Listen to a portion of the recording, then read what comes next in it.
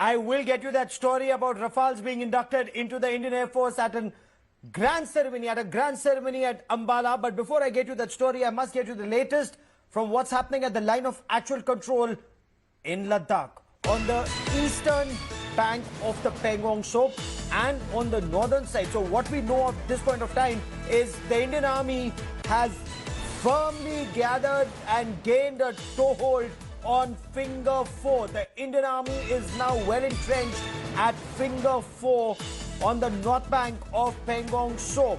In eastern Ladakh, that's the latest that's coming in. There was some rejigging of positions at the line of actual control.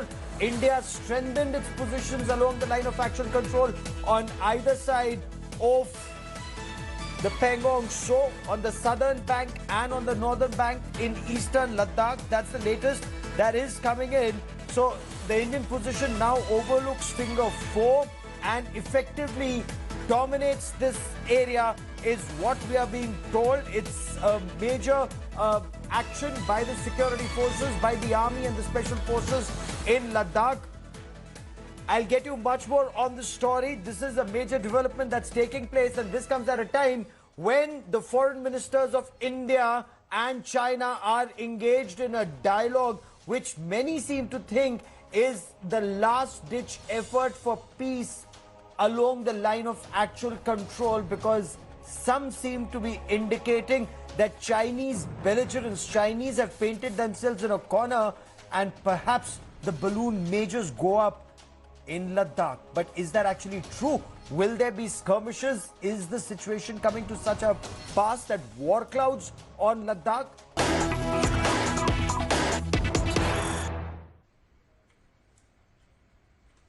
Today is a very important day along the line of actual control also for India. Today is the day when Rafale fighter jets have been inducted into the Indian Air Force, and these are the most modern aircraft that have been inducted into the Indian Air Force at the oldest air base. But before I get you that story, I must take you straight to the line of actual control in Ladakh, in eastern Ladakh, and to the north banks of Pangong Tso, where there has been what top sources of the army are now describing as readjustment of deployment for tactical benefits.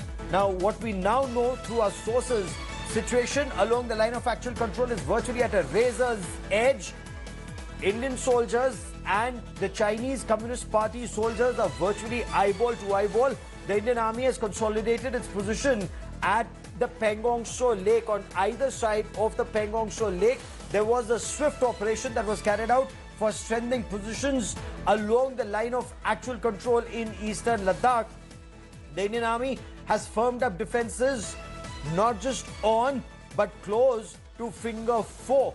And these defenses have been strengthened for better defenses, is what we are being told. And I quickly want to cut across to India Today's Abhishek Bhalla, our editor defense, who joins us from Leh for more on this story. Abhishek, tell us the latest of what's happening, not just at Pangong Tso, on the north bank of Pangong Tso at Finger 4. Where are the Chinese? Where are our troops? And what's the position on the southern banks of Pangong Tso, where there were some reports that the Chinese have also tactically shifted some of their positions? Gaurav, the Indian Army is now occupying crucial heights both at the northern bank of Pangong Lake as well as at the southern bank. And this has happened after a redeployment or a readjustment, as the army is calling it, in wake of the recent attempts by the Chinese PLA to dislodge Indian soldiers from these heights that they were occupying. But what is crucial is, specifically in the Finger area of the northern bank, there are places around Finger 3, Finger 4, certain heights where the Indian troops are perched on, and from there they can have a very clear look of what the Chinese are up to. What we have learnt is that the Chinese have been trying to mobilize. A lot of recent activities have been noticed, and they are also putting up new structures in the Finger area, especially between Finger 5 and Finger 8. And amid all this, it appears that the tensions are only going to escalate in days to come. But the army says they are prepared for all eventualities, and they have their best troops who specialize at mountain warfare deployed in these forward locations. Okay. Now, the situation as of now is that the foreign ministers of India and China are, even as we speak, engaged in a dialogue in Moscow on the sidelines of the Shanghai Cooperation Organization. Many describe this as the last-ditch effort for peace. But before I get to that story, let me get to the day's top story. And it's such a heartening story. And this was a sight to see. And I was very lucky to be there at Ambala when the 5 Rafale fighter jets were officially inducted into the Golden Arrow squadron of the Indian Air Force. I mean, we've been talking about the Rafales for close to 2 decades. It was almost unbelievable when the first Rafale took off, and then there was a vertical Charlie. It showed some very deft maneuvers. The pilots and the aircraft training extremely well together. What was also very heartening was to hear Chief of the Air Staff, Air Chief Marshal Bhadauria, describe the aircraft being completely au fait. The aircraft, the jets, the fighters, the pilots, they've been training extensively, and the aircraft are locked and loaded and ready to deliver. I report from Ambala.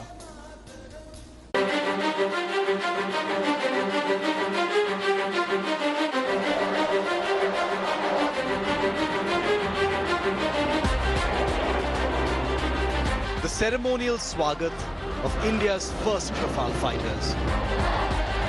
Cloudy skies over Ambala, briefly lit up by the roars of India's newest and most capable fighter jets. The Rafales ceremonially inducted Thursday into the Golden Arrow squadron. But as the jets ripped up the northern skies, from the hallowed ground of Ambala, a powerful message was sent out to China. The squadron has been really busy and in an overdrive to operationalize. Within this time, they have already flown and familiarized with our operational environment and have undergone intense integrated training with our other combat fleets, including firing of advanced weapons. And I expect the Golden Arrows to intimidate and dominate whenever and wherever employed. Good to go, says the Air Chief. A major claim, and he isn't exaggerating. Since their arrival, the Indian Rafales have been stretching their wings, testing their firepower at India's weapons ranges, and even flying operational missions not far from the standoff zone in Ladakh. Defense Minister Rajnath Singh, who presided over the ceremony on Thursday, also had a message for China. अपनी multirole capabilities के साथ या दुश्मनों के खिलाफ अचूक कार्रवाई करने में भी पूरी तरह से सक्षम है। हमारी सीमाओं पर जिस तरह का माहौल हाल के दिनों में बना है, या मैं सीधा कहूं कि बनाया गया है, उनके लिहाज से यह इंडक्शन बहुत ही अहम है। French Defense Minister Florence, who was also present, used the occasion to reaffirm France's commitment to India, right after a symbolic display of India's syncretic multi-faith culture with a Sarvadharm ritual to welcome the Rafales into their new squadron.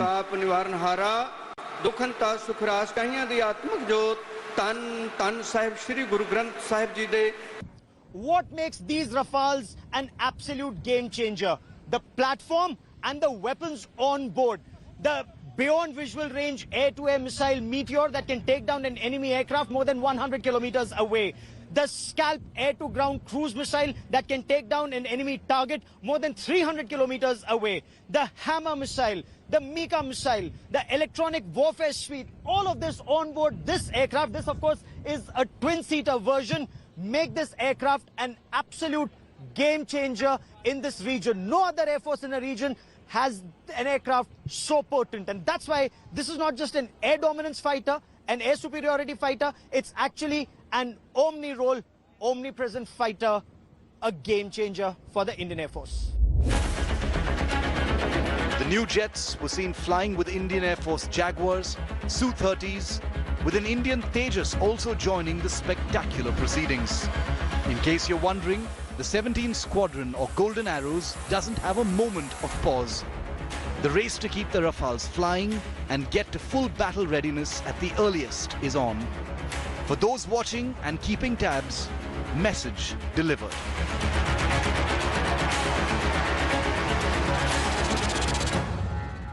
Remember, in 1962, air power wasn't used in a combat role. 2020, air power is already on display. And this is one of the major differences between 1962 and 2020, the Rafale and the use of air power. With cameraman Kripal Singh at the Ambala Air Base, Gaurav Sawant for India Today. So will Rafales be a game changer? Rafales are also seen as a weapon of deterrence, which means if we have the Rafales and if we have them in adequate numbers, will that deter the adversary? Joining me now on the broadcast, privileged to be joined by Air Chief Marshal S. Krishnaswamy, former Chief of Air Staff, Ambassador Vishnu Prakash, former Ambassador to Canada, to South Korea, former Consul General at Shanghai, Shiv Arur, my colleague with me, as is our Foreign Affairs Editor Geeta Mohan. Shiv, quickly to you first. What difference will Rafale make to the current situation at the line of actual control, if at all? You know, Gaurav, today was only an induction ceremony, but the truth of the matter is that the Rafales have been flying since they arrived, at the end of July. Lots of test flying, lots of weapons firing has been taking place. So, a lot of work has gone into already making these aircraft, combat ready. There's still a little bit of work left, but in every other way, these aircraft are ready to go, and that's what the Air Chief also said in Ambala, where you've been reporting from since early this morning. So these aircraft are good to go. They've flexed their muscle, they've stretched their wings in Indian conditions. The pilots, the crews, the maintenance staff, they're all very, very confident in the jet. As you reported, these aircraft have been flying operational sorties, near Ladakh as well. They've been conducting, electronic warfare missions as well. So these aircraft are ready. Obviously, the procedures need to be gone through,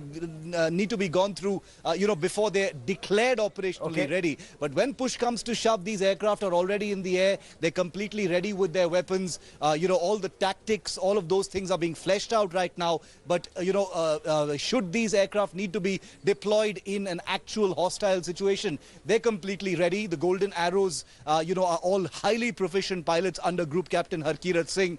So, to use the words of the Indian Air Chief himself, they're ready and ready to go.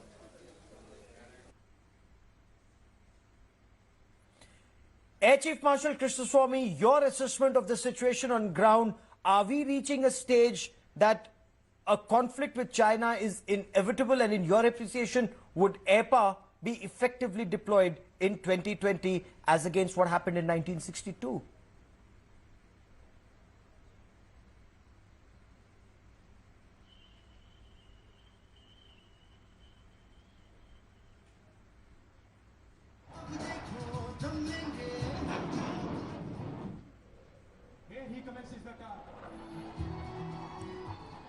Air Chief Marshal Krishnaswamy, can you hear me, sir?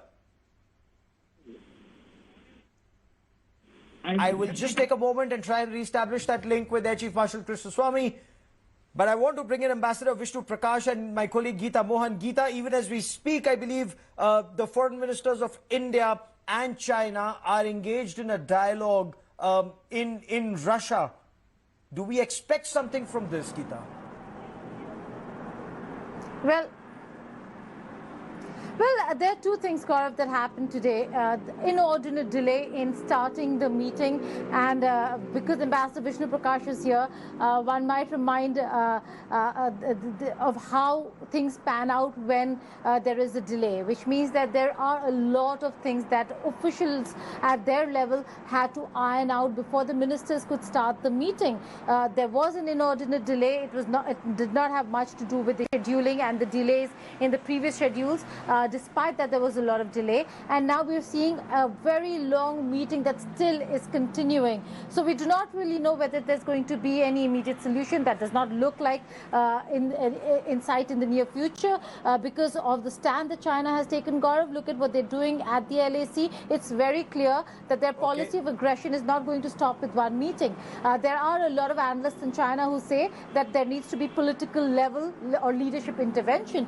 We do not know whether that's going to happen, but for now, what Jaishankar is trying to do is see where to work with China in ensuring that there's a beginning of de-escalation and disengagement, but beyond that also telling China what India's position is and what are the red lines that India will not move away from. Okay. India's red lines are very clear. China doesn't seem to be understanding them or chooses to ignore them. Is China not taking India's countermeasures, in your appreciation, seriously enough? Or does China think they can, in this game of brinkmanship, they hope to bully us? They think we'll blink first. The status quo ante should be restored. But, Gaurav, they have not come to restore the status quo ante. They have come basically in great numbers and with great planning to create mischief. And their intent is very clear. It was clear from day one when the spokesperson of the Foreign Office in Beijing and the Chinese ambassador here said, let us meet each other halfway. Now, this was very clear that they have occupied territory, and meet each other halfway is that we want status quo plus. And it is not even a one-time thing. It is going to be again and again and again till they are basically disabused of the notion that they can get away with doing such things. That's very interesting. You say that they need to be disabused of that notion. And Air Chief Marshal Krishnaswamy, you understand China very well. You've studied China very extensively. Can they only be disabused of this notion by India's show of strength? And does that mean that the balloon will go up? I'm afraid so, because the first part of it is that winter is approaching. They can't stay like this forever. So that is one. The second is the number of troops that are deployed there. As you said, they're eyeball to eyeball, and anything can go wrong. And the third is the objective. Unlike in what happened in Kargil, where we were very clear that Pakistanis came and sat in our so-called on our post. It is very clear. Here they are saying it is theirs, and we are sitting in ours. So the situation it can be decided only by use of force. If it comes to that, if the foreign ministers don't come to an agreement, there isn't another option. So I'm afraid we have to fight it out. So does use of force also include the use of air power? Air power wasn't used in 1962. Will air power be, if I may use that word, a game changer in 2020? You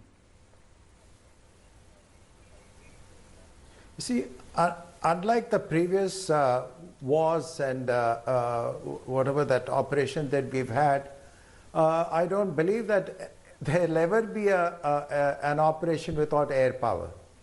So we are just waiting, and it is a matter of deciding who's going to shoot first and how. Yeah, but one has to go very carefully. It is all so-called, they would have planned it very, very extensively. And where and how the air power will be used, it's a very complex decision. But definitely they will. And the first part must be being done already, you know, in terms of electronic intelligence gathering, just to know what they're up to, and therefore which way would we use the air power. And as much as the artillery guns will be used, air power will be used.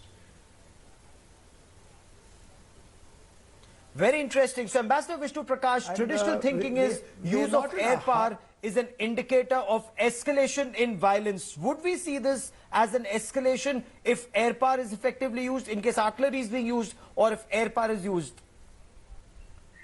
Well, to my mind, there is no intention that India has of using the air power, or for that matter, any power. We do not want to engage in a conflict. But the best part is that unless in the language that China understands is the language of diplomacy backed up with power. And I always maintain that you need to have a stick, not to wield it, but the very possession of a stick is good enough. So the effort still is to find a modus vivendi. Earlier, Gaurav, we did not have a leverage. Today, fortunately, we have a leverage. We have something to negotiate with. And I think we have demonstrated that India is quite capable of walking the talk. So I'm still hoping, the hope is a very faint one, that they will see reason. Will China see reason? Air Chief Marshal Krishnaswamy, when you analyze this militarily and when you analyze the escalation ladder, we've seen an escalation. So we've seen violence, we've seen loss of life, and we've seen weapons being discharged, and all in a short span of 3 months. Is it now only a matter of time that this escalates to the use perhaps of regular small arms? It could escalate to mortars and artillery, air power. Are we on top of the escalation ladder in your appreciation, and to what extent? You see, now I think we should just take it off our mind that air power will be escalatory. We have now an integrated force. The Army, Navy, Air Force, the guns, artillery, the tanks, the entire lot is an integrated force. It doesn't mean that all have to go blazing the guns. They'll be used in an effective manner where they will be effective. So that is very important. How and where they'll use it, it is left to the commanders to decide.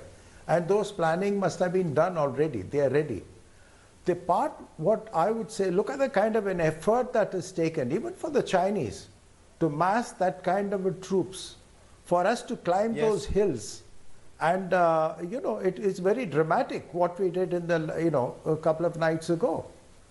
And climbing to all that hill in a couple of hours. And then the kind of a logistics build up. You know, they have to be clothed, they have to have the ration right at the top. You know, continually the human chain must be on to keep the troops going. Absolutely. It's enormous effort. And so as the Chinese are, you know, they're putting in as much effort. Jockeying. And they are strung a they're far more, and they're putting in as much effort. So now it's a war for prestige. Yes, yes, and now it's a matter of prestige. There is some talk that they're moving some resources from their eastern flank. Yes, from their eastern flank now to the western flank. So India and China perhaps closest to a brink of war. Okay, there's breaking news coming in. Talks are over between the foreign minister S. Jaishankar and Wang Yi, the Chinese foreign minister. Geeta Mohan is tracking that story very, very closely. The talks, they started very late. They've been going on for some time. These talks have just gotten over. I need to slip into a quick break, but when we come back, we will talk about what happened in these talks. There will be a lot of indication about the road ahead from this dialogue and the outcome of this dialogue. We'll track that story closely. A quick break. Back with lots more. Keep watching India Today.